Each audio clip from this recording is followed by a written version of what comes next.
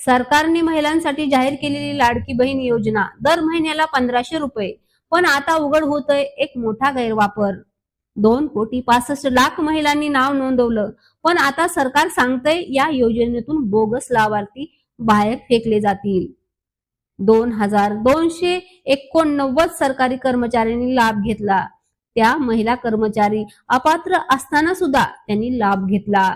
1.60 लाख महिलांकडे आहेत 4 चाकी. 7.7 लाख महिला नमो शेतकरी योजनेच्या लाभार्थी आहेत, पण 2.3 लाख संजय गांधी योजनेच्या लाभार्थी आहेत आणि 1.10 लाख महिलांचं वय 65 वर्षापेक्षा जास्त आहे. आता राज्य सरकारला मदत कोण करणार?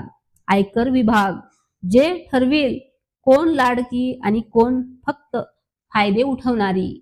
अशाच आपणास अपडेट हव्या असतील तर धैर्यशील टाइम्सला फॉलो करा, सबस्क्राईब करा, शेअर करा, कमेंट्स करा.